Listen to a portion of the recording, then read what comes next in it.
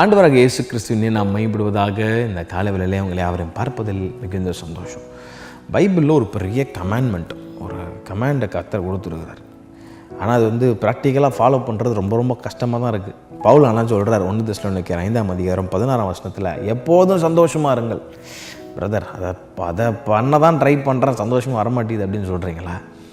ஐயோ, நீ பேசிட்டு போயிடுவையா? போராட்டத்தின் மத்தியிலும் இஎம்ஐ கட்டணும், லோன் கட்டணும், குடும்பத்தை பார்க்கணும், இப்படிப்பட்ட விதத்தில் எப்படி சந்தோஷமாக இருக்குதுன்னா பைபிளில் தான் சொல்கிறேன் என்று சொல்கிறேன்.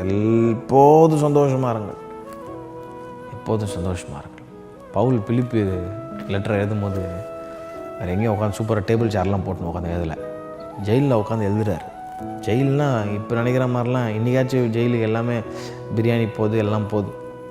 அந்த காலத்தில் ரோமருடைய நீரோ மன்னனுடைய ஆட்சியில் அந்த மனுஷன் அவ்வளோ துன்பத்திலும் உபத்திரவத்திலும் இந்த பிலிப்பர் என்கரேஜ் பண்ணுறாரு.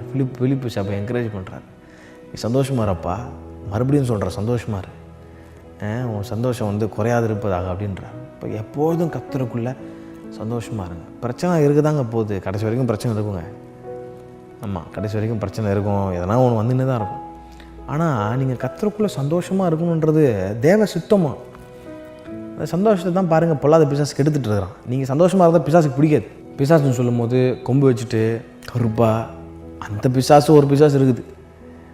பிசாசின் குணத்தால் நிரப்பப்பட்ட மனிதர்கள் அந்த பிசாசு கூடத்தை நான் சொல்கிறேன். தப்பாக புரிஞ்சு கேட்டீங்க, எல்லாரையும் பிசாசுன்னு நான் சொல்ல வரல. Be very clear about that. பொல்லாத ஆவியால் நிரப்பப்பட்ட மனிதர்கள் எனக்கு நம்ம சூழ்ந்துருக்கிறான். நம்ம ஒருத்தன் சந்தோஷமாக இருந்தால் பிடிக்காது, ஒருத்தன் உயர்வாக இருந்தால் பிடிக்காது. அவனை எப்படியா போட்டு கீழே போட்டு அவனை தள்ளி அவனை மெரிச்சு அவனை சாகடிச்சு. ஆண்டவர் சொல்கிறாரு, எப்போதும் சந்தோஷமாக இருங்கப்பா. எப்போதும் ஆண்டவருக்குள்ளே பலப்பட்டு. இப்போ எப்போதும் சந்தோஷமாக இருக்கணும்னா ஆவியானவருக்குள்ளே நம்ம பலப்பட்டுருக்கணும். வார்த்தை உள்ள இருக்கும்.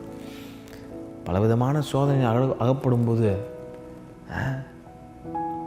பாருங்கள், அப்போது பலவிதமான சோதனை உபத்திரம். ஆனால் ஆண்டவருக்குள்ளே அந்த வார்த்தை இருக்குமானால் கர்த்தர் எப்போ சந்தோஷமாக வைப்பார். ஸோ சந்தோஷமாக இருங்க, சந்தோஷமாக இருக்க ட்ரை பண்ணுங்கன்னு சொல்லலை, சந்தோஷமாக இருங்கன்னு சொல்கிறார் ஆண்டவர். சந்தோஷமாக இருங்க, எல்லாத்தையும் ஆண்டவர் பார்த்துப்பார். கர்த்தர் தாமே எல்லாரையும் ஆசீர்வதிப்பாராக. ஆமென்.